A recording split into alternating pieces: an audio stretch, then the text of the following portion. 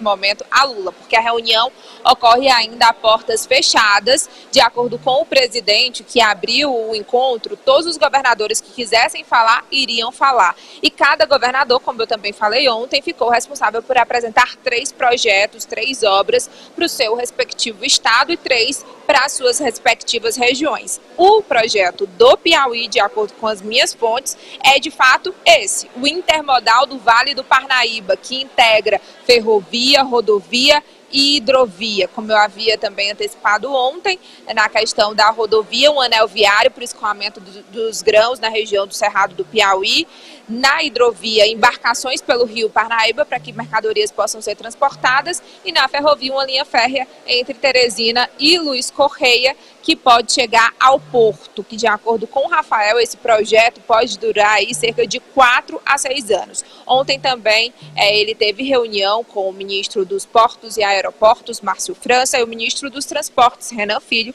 já vendo a viabilidade desse projeto. Nesse momento também, Lula, né, ele que está com os 27 governadores, ele abriu a reunião, mas você vai perguntar, né, como foi que ele abriu a reunião. Volto com você aí. Fiz até a sua manchete, inclusive, Raniele. O Ari não está aqui, mas eu vou ler. Olha a manchete da Raniele aí, ó. Lula informa a governadores que acabou a era do ódio no Palácio do Planalto. Detalhe para nós, Raniele. Sim, olha, ele abriu essa reunião com esse discurso num tom de pacificação, Amadeu. Disse que agora as eleições acabaram e não tem veto a nenhum governador.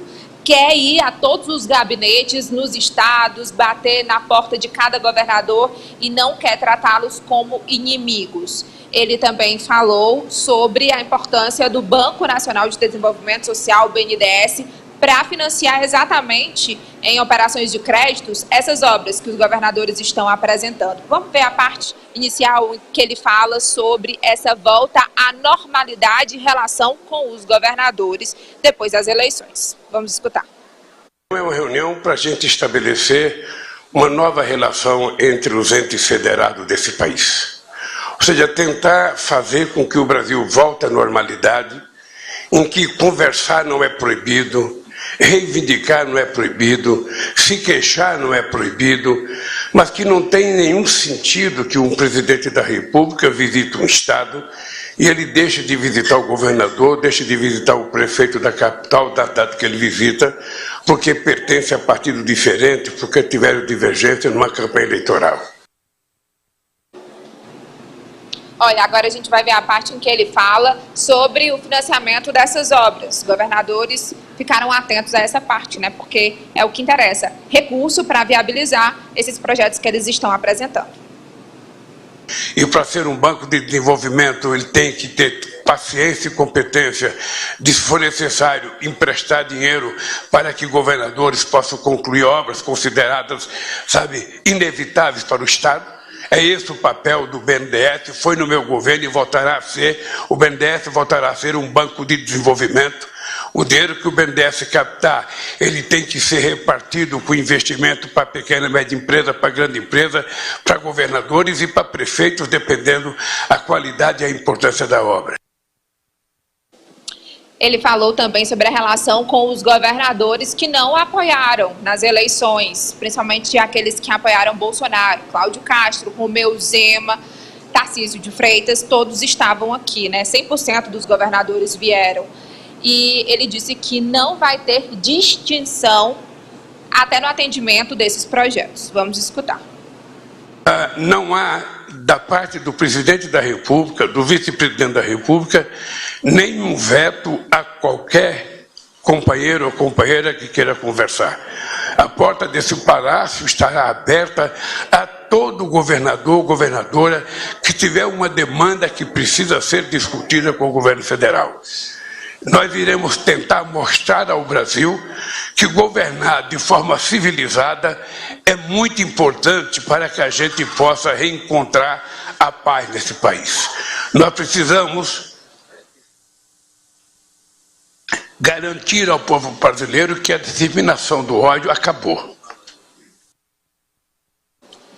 É isso, Amadeu. Ele fala também que é importante esse movimento para reconstruir a democracia e pediu que os governadores evitem a judicialização das causas, porque se cada poder fazer o seu papel, aí não tiver interferência, né, nas competências de cada um, vai ter menos problemas levados ao Supremo Tribunal Federal. Vou abrir para o pleno.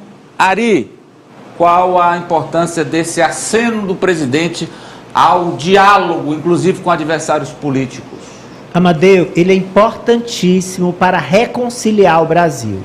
Reconciliar o Brasil consigo mesmo. Porque nos últimos 4 anos nós vimos o presidente, ou então o presidente Jair Bolsonaro, fomentando a rivalidade, fomentando o nós contra eles, eles contra nós. E o discurso do Lula é muito importante. Ele diz, olha, não importa se o governador é do PL, é de direita ou de esquerda, manteremos diálogo e ouviremos suas demandas. Isso é importantíssimo, não apenas simbolicamente, na prática mesmo. Poliana? E impede o avanço, ou pelo menos estagna essa base ligada ao ex-presidente Jair Bolsonaro. Então, quando você atrai esses governadores através de obras, que é o que eles precisam para manter a governabilidade, a aproximação com a população em cada um dos seus estados, então o Lula dá ferramentas a esses governadores e aí é o trato político, né? Ele vai querer trazer esses grupos para próximo dele, além, claro, do efeito aí do fortalecimento das unidades da federação. Então, a gente tem um grupo de governadores muito coeso e que está trabalhando essa institucionalização do Fórum dos Governadores. Então, a união dos entes, nesse diálogo com a presidência, eu acho que vai ser crucial para a gente ter um momento aí de harmonia entre estados e a União.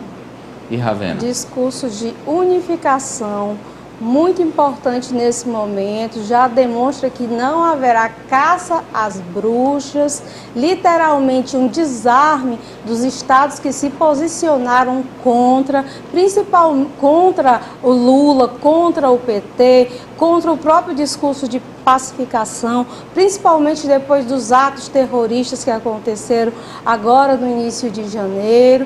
Então o presidente está procurando unificar o tom com todos independente de partido, que vai ser importante, que é o presidente da República, não só dos estados que votaram nele. E isso facilita a vida, inclusive, dos estados, porque esses governadores que votaram junto com o Bolsonaro, para eles estão numa situação bastante delicada, desconfortável, sobre como eles vão despachar as demandas dos seus estados junto a Lula, depois de tudo que aconteceu. Então, o próprio Lula já facilita a abertura desse diálogo para que possa as coisas evoluírem mais rapidamente já no início do governo. E já tem uma encrenca grande para ser resolvida entre União, Presidência da República e os governadores, que é a questão do ICMS, Raniele, porque foi feita a toque de caixa por questão de eleição, uma redução a no máximo 17% na alíquota do ICMS no Brasil todo. E aí, perdas imediatas para todos os estados. Se estima em quase 300 bilhões nos 27 estados da federação de receitas de ICMS, que é a principal receita da maioria dos estados. E aí, o Supremo diz, é preciso, aliás, o próprio governo federal dizia que ia compensar o estado dessas perdas, coisa que nunca fez. O Supremo, a União tem que compensar. Mas como compensar das perdas passadas? E 2, como fazer daqui para frente? Porque a previsão de perdas continua dia a dia. Cada dia que passa, a perda continua. Recuperar as alíquotas antigas também não é uma opção. O Rio de Janeiro, por exemplo, cobrava 34, caiu para 17.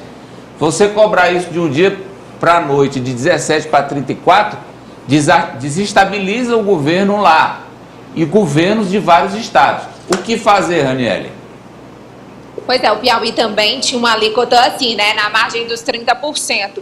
Então, houve essa redução. Todos os governadores que falaram com a gente aqui na entrada como Eduardo Leite, do Rio Grande do Sul, Cláudio Castro, Fátima Bezerra, do Rio Grande do Norte, todos eles falaram que o grande assunto, Carlos Casagrande, do Espírito Santo, o grande assunto deste encontro seria exatamente isso, a recomposição das receitas. O Rio Grande do Sul, por exemplo, estima uma perda de 5 bilhões de reais no ano passado, e esse ano pode ser o dobro, do mesmo jeito do Rio de Janeiro. Foram 4 bilhões de reais no ano passado e mais de 10 bilhões neste ano. Então, eles querem encontrar um meio termo. E o governador do Rio de Janeiro, Cláudio Castro, que apoiou o Bolsonaro, mas estava aqui naquela reunião após os atos criminosos do dia 8, que disse que seria a abertura do diálogo com Lula, ele disse que não quer colocar toda a responsabilidade em cima do governo federal, mas também não acha justo voltar o imposto no patamar anterior, como era para a população, um imposto alto. E por isso eles querem, Amadeu, a tendência é que eles querem que a União faça sim a compensação, coloque em vigor aquilo que foi estipulado por lei. Vamos escutar um trecho da fala de Cláudio Castro. Então vai ter realmente ter uma grande revisão disso. Eu deixei claro que há um movimento político muito ruim se falar agora em aumento de carga tributária. Então a gente vai ter que achar uma conta onde a população não sinta isso, mas que a gente consiga recompor. Não é uma conta simples. Eu concordo com os colegas que dizem que também não é só empurrar para o governo federal. Então realmente a gente vai ter que achar uma conta onde a gente possa ter um imposto justo para a população. Não será não será uma coisa rápida de acontecer, mas é necessário esse entendimento, porque o que o governador disse é um fato. Quem cobrava, o Piauí cobrava 30, baixou para 17, Rio de Janeiro 34, baixou para 17. Você não pode, de um dia para o outro, retornar à alíquota antiga. Você vai o quê? Não é mais 17? Vai para 20, vai para 19. E aí, porque mais do que isso, você desestabiliza. E aí os governos perdem capacidade capacidade operacional ali. Amadeu, os governos precisam estancar essa sangria, mas essa sangria, mesmo com a lua de mel que os governadores vivem, assim como o presidente da República, porque acabaram de se reeleger, ou foram eleitos para o primeiro mandato, ela acaba mais cedo se de repente essa alíquota volta a dobrar, por exemplo. Tá doido? Acaba de imediato a lua de mel com a população. Você viu que a Petrobras autorizou agora um reajuste de pouco mais de 7%, mas não houve aquela grita, dizer, mas olha aí, um ou outro ouvinte reclamou, mas eles entenderam. E é incrível isso, né? A população entendeu que havia sido uma medida eleitoreira. Então ainda está na lua de mel. Agora, de repente, dizer, olha, o ICMS vai voltar a ser 31 aqui no Piauí, ao invés de 17. Não. A lua de mel acaba já. E outra coisa, vai passar também, claro, pela nova política de preço da Petrobras, que está anunciada que muda, mas a gente não sabe como muda e se essa mudança impactará também num preço mais acessível a nós, consumidores.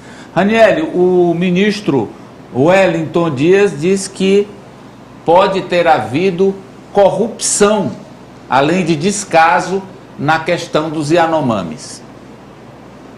Pois é, Amadeu.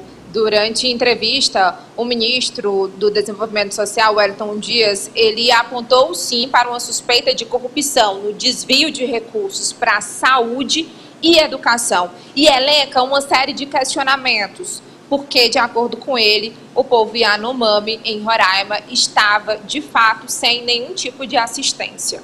Olha só os trechos da fala de Wellington Dias. Vai, Ari.